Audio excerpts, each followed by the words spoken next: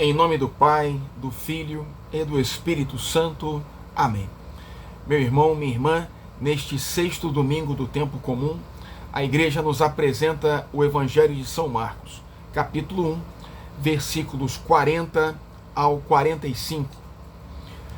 Naquele tempo, um leproso chegou perto de Jesus e de joelhos pediu: "Se queres, tens o poder de curar-me." Jesus, cheio de compaixão, estendeu a mão, tocou nele e disse: "Eu quero, fica curado." No mesmo instante, a lepra desapareceu e ele ficou curado. Então Jesus o mandou logo embora, falando com firmeza: "Não contes nada disso a ninguém. Vai, mostra-te ao sacerdote e oferece, pela tua purificação, o que Moisés ordenou como prova para eles." Ele foi e começou a contar e a divulgar muito o fato. Por isso Jesus não podia mais entrar publicamente numa cidade, ficava fora em lugares desertos, e de toda parte vinham procurá-lo. Palavra da salvação, glória a vós, Senhor.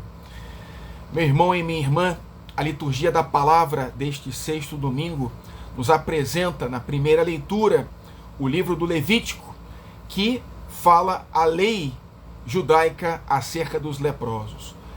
Essas pessoas eram consideradas impuras e deveriam ser afastados do convívio social, deveriam viver em separado, com vestes rasgadas, os cabelos despenteados e, à distância, quando se aproximavam de outras pessoas, elas deveriam gritar: "Impuro, impuro", numa situação muito humilhante, numa situação marginalizada.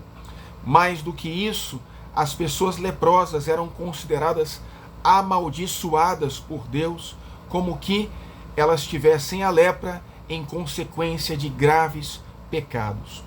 A lógica desse pensamento se referia, por exemplo, aos egípcios, que haviam pecado contra os judeus, os haviam escravizado, e Deus, quando manda o libertador Moisés, lhe acompanham sinais como, por exemplo, a praga que afetou a pele dos egípcios, que ficaram cobertos de úlceras em consequência dos seus pecados.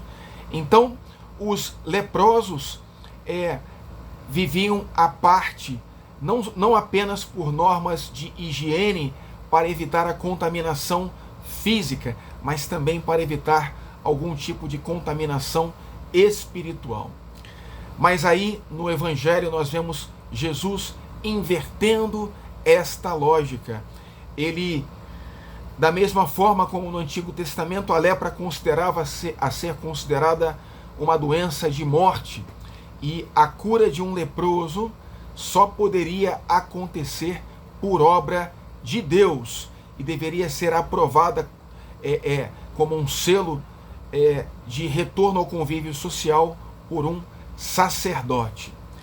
Então, um leproso se aproxima de Jesus e o mestre, tomado de compaixão, deixa que o homem se aproxime e ele o toca, e, atendendo ao seu pedido, que de joelhos e com fé o leproso pede a Jesus: "Se queres, podes curar-me." Jesus responde: "Eu quero, seja curado." E o toca, e aquele homem imediatamente fica curado. Jesus lhe pede que ele não fale sobre este fato para ninguém. Mas apesar disso, o homem vai e conta a muitas pessoas aquilo que o Messias havia feito. Ora, a cura de um leproso era sinal de que o reino dos céus havia chegado. O próprio Jesus, quando é perguntado pelos discípulos de João Batista, ele manda ao precursor a seguinte mensagem: "Ide e contai a João o que ouvistes e o que vistes.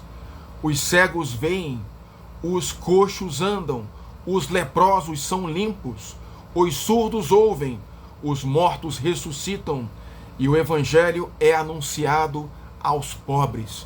Então a cura do leproso era um sinal de que a boa nova da salvação, o Messias havia chegado. E mais do que isso, que o Messias era o próprio Deus que curava o leproso. Jesus invertia então a lógica de um Deus no Antigo Testamento irado, rígido, distante do pecador, e ele se mostra agora próximo àquele que é marginalizado, aquele que é necessitado, os leprosos, os publicanos, cobradores de impostos, as prostitutas, porque Jesus ele veio para estes que são os pecadores. Em última instância, ele veio para todos nós. Todos nós somos pecadores e necessitamos da cura que Jesus vem nos trazer. Jesus espera que nós também hajamos como ele e nos deixemos aproximar do pobre, do marginalizado, daquele que é leproso e necessitado.